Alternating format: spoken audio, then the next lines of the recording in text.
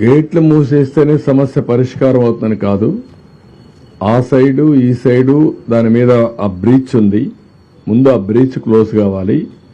అది వైఎస్ఆర్ కాంగ్రెస్ పార్టీలో ఆ బ్రీచ్ పడింది. ఇప్పుడు కూడా బుకాయిస్తున్నారు. బుకాయింపులొద్దు. నేను వచ్చి 80 రోజులైంది. 80 రోజుల్లో మా వాళ్ళు దాన్ని డయాగ్నోస్ చేయలేకపోయారు. రెండోది అన్ఎక్స్పెక్టెడ్ గా హెవీ రెయిన్స్ వచ్చాయి. మీ మానవ ఫెయిల్యూర్. రెండో పక్కన ఇది ఇప్పుడు మాట్లాడుతున్నారు ఏదో మా మీద నెడుతుందని. ఎవరి మీద నెట్టక్కర్లా. మీరు చేసినటువంటి నిర్వాహకం ఈరోజు రాష్ట్రాన్ని వెంటాడుతూ ఉంది. ప్రజలకు అన్ని ఇబ్బందులు వచ్చాయి. ఇది ఒకటే కాదు, అడుగడుగున అడ్మినిస్ట్రేషన్ మొత్తం ఫెయిల్ అయింది. ఒక మాట చెప్పాలంటే ఒక వెంటిలేటర్ పైన పెట్టే పరిస్థితికి వచ్చారు ఈ రాష్ట్రాన్ని.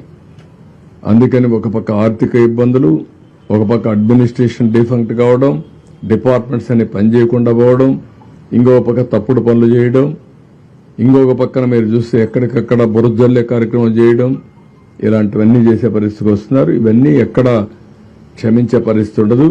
ప్రజల్లో కూడా చైతన్యం తీసుకొస్తాం.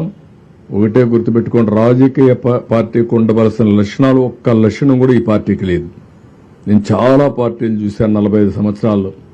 ఏ పార్టీ ఇలాంటి పార్టీ ఉండదు. ఒక రౌడీలను పెట్టుకొని, గూండాలను పెట్టుకొని రాజకీయ పార్టీ నడపాలి, నేరాలు ఘోరాలు చేయాలంటే కుదరదు. ఆ విషయం గుర్తుపెట్టుకోండి.